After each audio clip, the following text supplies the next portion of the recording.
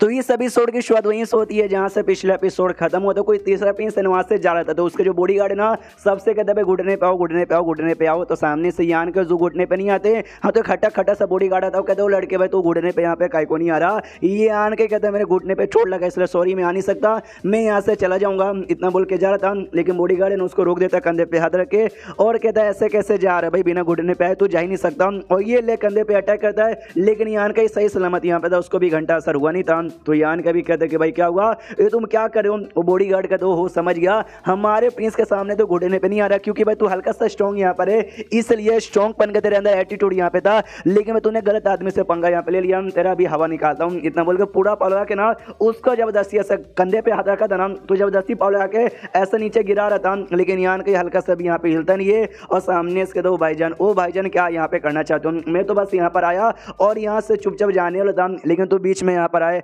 हमारे साथ बदतमीजी की, जबरदस्ती घुटने पे लाने की कोशिश करूँ। मैं सामने से कुछ भी करना नहीं चाहता, लेकिन एंड में तुमने मजबूरी यहाँ पे कर दिया, तो ये लो। इतना बोल कर ना एक मुक्का मार के उसको यहाँ पे दूर करता है। और जैसे मुक्का मार के दूर करता है ना, तो आसपास के सारे पब्लिक इकट्ठा हो जाते हैं, अरे बाप रे भाई तीसरे प्रिंस का बॉडीगार्ड के साथ पंगा ले लिया। ये आन के नोटिस करते जितने भी बॉडीगार्ड है ना, उनमें से 3 बॉडीगार्ड एम्पायर स्टेज के, बाकी बॉडीगार्ड है ना डाउ सोर्स के 3rd लेवल के, यानी काफी ज्यादा हाई लेवल के। आखिर यहाँ के लोग कल्टीवेशन कैसे करते हैं यार, जो इतने सारे ना इतने स्ट्रॉन्ग यहाँ पे लोग घुसे पड़े हैं। तो तीसरा प्रिंस सामने आता है और आते हुए कहता है भाई मुझे ऐसा क्यों लगता है कि भाई तू बाहर साइड से यहाँ पर आया है। जो सुंदर यान के सामने से कहता है क्यों भाई तुमको इतना आसानी से क्यों लगता है कि हम लोग बाहर साइड से आए हैं। जो सुंदर सामने से प्रिंस कहता है क्योंकि अगर कोई बंदा यहाँ पे रहता है ना लंबे समय से, उसको आइडिया है कि भाई प्रिंस लोग से पंगा यहाँ पे ना लेने का, लेकिन तूने यहाँ पे ले लिया तो भाई समझ गया। जो सुंदर यान को दैया और मेरे साथ जो लड़की है ना समझो मेरी वाइफ है। हाँ देखो चाइनीज मांगा में ऐसी होता है, रिलेशनशिप में आ गए हो गया तो समझो वाइफ बन गए, शादी वादी मंडप वंडप में जाना जरूरी यहाँ पे नहीं होता। इसलिए कहता है मैं और मेरी वाइफ है ना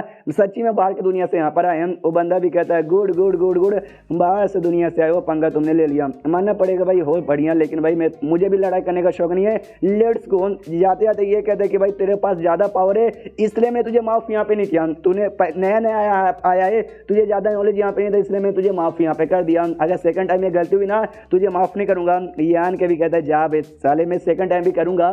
जो सुनते वो कहता है प्रिंस यस मुझे लगा था तेरी मतलब कुत्ते को तुम में ना टेढ़ी की टेढ़ी रहती है, तुझे सबक सिखाना जरूरी है, ये ले। इतना बोल के ना चुटकी बजा के वहाँ से निकल जाता है। और जैसे चुटकी बजाता है ना इसको ऐसा झटका लगता है और नाक से खून वगैरह निकलना चालू होता है। जो देखते हो जू भी कन्फ्यूज कि भाई तुम्हारे नाक से खून निकल रहा है कैसे। यान के सामने से कहते हैं चलो भाई कोई एरिया ढूंढते हैं जी यहाँ पे आराम से रुकते हैं, वहाँ पे रुक के बैठ के बातचीत करेंगे। तो किसी होटल में कमरे यहाँ पे देखते हैं और बैठ कर बातचीत करने लग जाते हैं। और सामने से जू कहती भाई वो जो बंदा यहाँ पे था ना प्रिंस यार वो बस यहाँ पे ना एम्पायर स्टेट का पहले लेवल का था, फिर उसने तो तुमको चोट यहाँ पे कैसे पहुंचा दिया। यान के सामने से कहता भाई इस दुनिया में कुछ ना कुछ तो गड़बड़ है, बहुत ही बड़ी गड़बड़ है। वो सामने से कहती है भाई एम्पायर स्टेट का पहले लेवल का बस हमको देखने पर लगता है, शायद हो सकता है रियलिटी में उसने अपनी पावर छुपा के रखी होगी। जो सुंदर यान की होता नहीं वो सच्ची में एम्पायर स्टेट के पहले लेवल का, उसने अपनी पावर यहाँ पे नहीं छुपाई है। जो सुंदर जू कहती है फिर कैसे भाई, फिर कैसे हो तुमको बस एक चुटकी बजा के चोट यहाँ पे पहुंचा सकता है। जो सुंदर यान की बोलता है आई डोंट नो तुमने महसूस किया या नहीं किया, लेकिन मुझे महसूस हुआ ये दुनिया में ना एक अजीब सा मिस्टीरियस सा फोर्स यहाँ पर है, यानी कि अजीब सा फोर्स, यानी जो दुनिया में यहाँ हुआ है ना ऐसा फोर्स ट्रैवल यहाँ पे करता है, लेकिन वो एक्जैक्टली फोर्स है क्या I really don't know, I really don't know means don't know.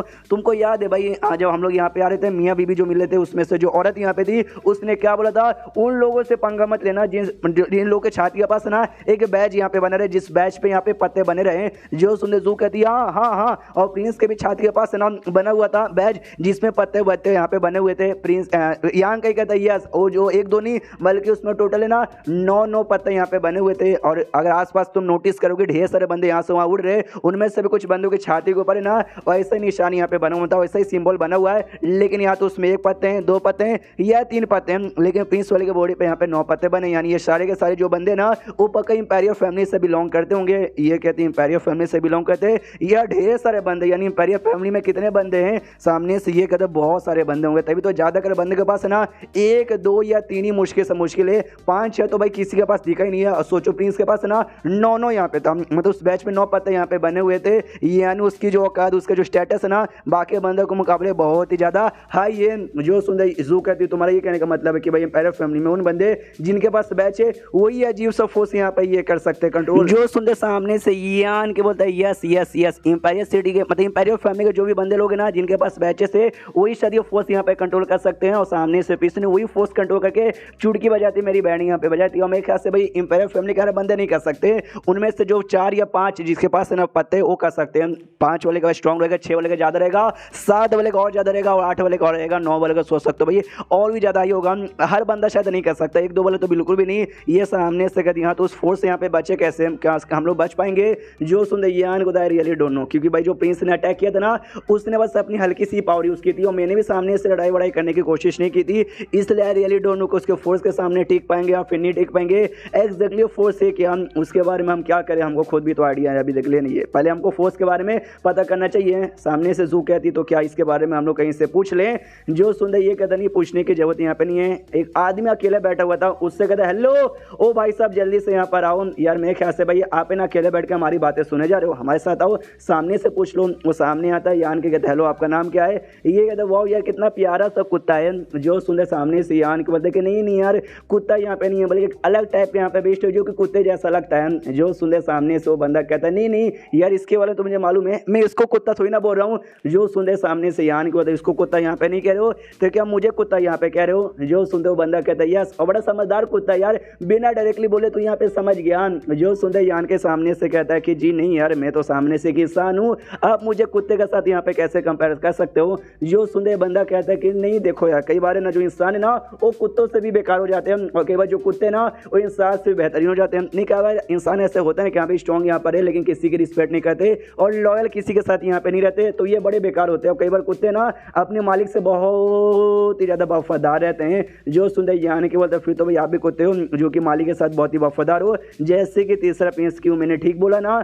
जो सुंदर सामने से बंदा कहता है क्या ना दुनिया में बहुत सारे ऐसे कुत्ते होते हैं जो कि शांत होते हैं, कभी भोंकते कभी आऊ आऊ नहीं करते, लेकिन जब काटते यहाँ पर ना तो भाई फाड़ के रख देते हैं। लेकिन कई कुत्ते ऐसे होते हैं जो बस भाऊ भाऊ भाऊ भाऊ करते हैं, काटने को उनको होता नहीं है। और मेरे ख्याल से तो वही कुत्ता है जो बस यहाँ पे भाऊ भाऊ करता है और काटने की तेरी हिम्मत ही नहीं है। जो सुंदर यान के सामने से कहता है कि वेल तो आप कैसे वाले कुत्ते हैं? ये कहता है कि वेल यार मैं डिसाइड करने वाला कौन होता हूँ कि भाई तू कैसा कुत्ता है या मैं कैसा कुत्ता हूँ। जिसकी देखो सामने से बहुत सारे ऐसे बंदे जो खुद को ऐसा समझते हैं भाई हम बड़े पावरफुल है, हम किसी से भी पंगा ले सकते हैं, भले प्रिंस हो जाए फिर कोई भी हो जाए, लेकिन एंड में तुम्हारे पास क्यों ना कितना ज्यादा पावर है, तुम प्रिंस के सामने टिक ही नहीं सकते। अगर उसने तुमको मारने का डिसाइड कर लिया और तुमको यूं मार सकता है। तो सामने से यान के यहाँ पे कहता है हाँ लेकिन भाई आप यहाँ पे करने क्या हो? ये कुत्तों के ऊपर ज्ञान यहाँ पे देने आए हो या कुछ और यहाँ पे करने आए हो? ये कहता है कि भाई तू एक बंदा बड़ा कमाल का है, बाहर शहर से इतने कमाल के बंदे ना बहुत ही कभी कभार यहाँ पे आते हैं, तो सामने से भाई तुझको ना यहाँ पे भाई हमारे मालिक के लिए यानी तीसरे प्रिंस के लिए उनका भाई हंटिंग डॉग यानी समझे उनको गुलाम बनने का ऑफर यहाँ पे मिला है। सामने से ये कहता नहीं भाई मैं किसी का गुलाम नहीं बनता और किसी के सेवा पानी नहीं करता, मैं तो आज़ादी से अपनी ज़िंदगी यहाँ पे जीना चाहता हूँ, तो भाई आज़ादी से अपनी ज़िंदगी जीऊँगा। जो सुंदर बंदा भी कहता उफ तेरे जैसे बंदों का आप यहाँ पे क्या करे। ये देख भाई ये टोकन है जो कि हमारे तीसरे प्रिंस का टोकन है। आगे चल के भाई तुझे एहसास यहाँ पर हो कि यहाँ भी अकेले ज़िंदगी जी पाना यहाँ पे काफ़ी मुश्किल हो चुका है। आज ना टोकन लेके आऊँ, कभी भी तुझे अपना गुलाम बनाने को यहाँ पे तैयार है। गुड बाय इतना बोल के वहाँ से निकल जाता है, और जैसे निकलता है ना तो भाई बाहर साढ़े ना एक गड्डी आती है, जिस गड्डी को देख के लोग कहते हो शिट भाई ये तो इंपेरियल फैमिली के लोग आ गए, और चैप्टर यहीं पे खत्म हो जाता है। और आप भी सोचोगे भाई इंपेरियल फैमिली के लोग यानी तीसरा प्रिंस यहाँ पर आएगा, तीसरा प्रिंस नहीं एक कोई और यहाँ पर है, अब कौन यहाँ पर है बाद में मालूम चल जाएगा। तो मिलता है किसी और वीडियो में, जब तक के लिए बाय बाय।